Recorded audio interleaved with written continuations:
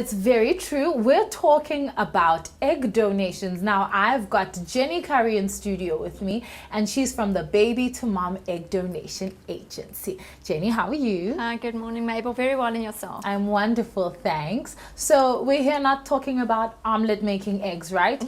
We're talking about proper human life making eggs. Talk to us about your agency. What exactly do you guys do? Yes, perfectly. We are talking, in fact, about baby making. Egg donation is a very, very special process because it helps infertile people have the chance of becoming parents through a process of egg donation. Okay. It's about people who can't conceive because they've got poor quality eggs, inferior eggs, or an absence of an ovarian reserve for whatever reason.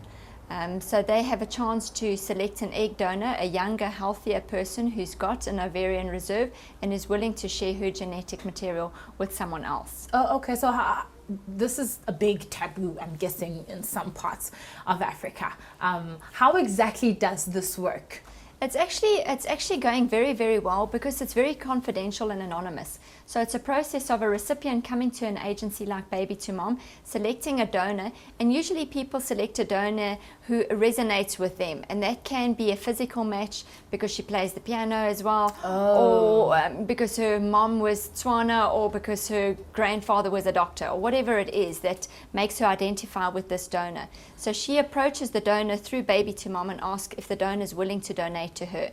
I would then confirm everything with the donor again, make sure she's 100% on board, check her records, check her medical history, and with her written consent, we can proceed. The donor is then psychologically screened to ensure that she hasn't developed any new genetic concern that will transfer over to the recipient, and also that the process is not emotionally daunting for the donor. Right. So she is ready and acceptable to proceed with this process. Now, what are the benefits of this process to the people who will be receiving?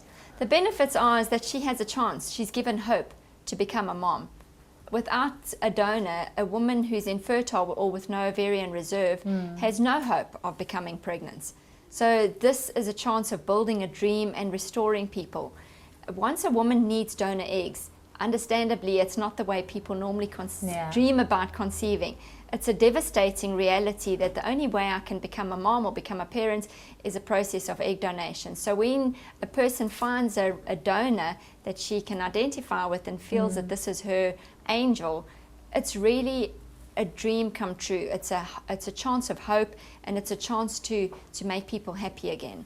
It has enormous benefits, and for a donor there's also benefits for her because she feels that she's got a purpose in life. She can make a real difference. All right. And the stories that we've received and the accounts and the miracles are so enormous that it's very, very special. Oh well, to we're be going part to of have this. to ask you to give us at least one, please. Well, one specific, there's really very many cases. One specific case was a lady traveling from abroad, and she had identified the donor based on her smile.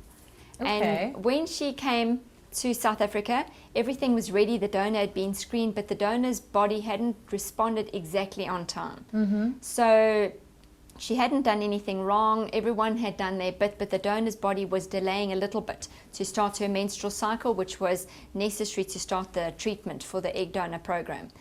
And it was devastating because the recipient had planned their tickets back to America on a specific date, and it was just not possible to change these tickets. So another miracle had happened in that a recipient who was ready to proceed with her donor program had miraculously become pregnant.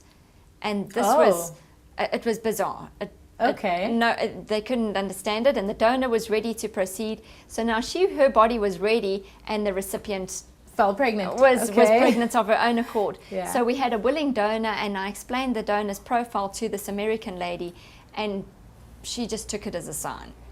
And she was actually one of our oldest recipients, and she had the embryo transfer and left back for America on the same day, and later gave me the result that she's pregnant. Oh wow. So it's things like that make the hair on your arms rise, just because it's something special. All right, now how have these procedures been received in Africa? A lot of Africans actually tell me that Africans are not very open to it because they need to conceive with their own genetic material, and having children is very important in families. But my response to these people is that it's actually the same response throughout the world, a lot of people take time to realize that they need this process, and a lot of families are also wanting their children to conceive with their own genetic material. So it's a process of accepting that there's donor eggs involved. So in most cases, people don't share, even with their own parents, Wow. that they are proceeding to have donor eggs to become pregnant. All right. Now it's called baby to mom. How That's right. how does that work? Why do you call it baby to mom egg donation?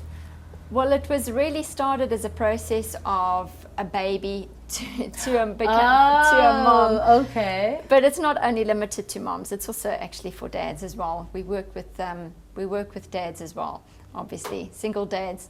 But it is a process of people accepting it, and it depends if people decide if they want to share this process with their family or not.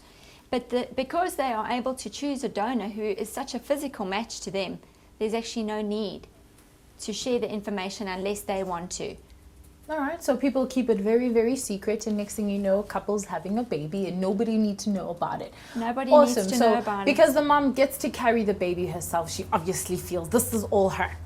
This is all her, and she's able to breastfeed. She's carrying that baby. This baby is hearing her voice and her mannerisms and feeling her emotions right from the word go.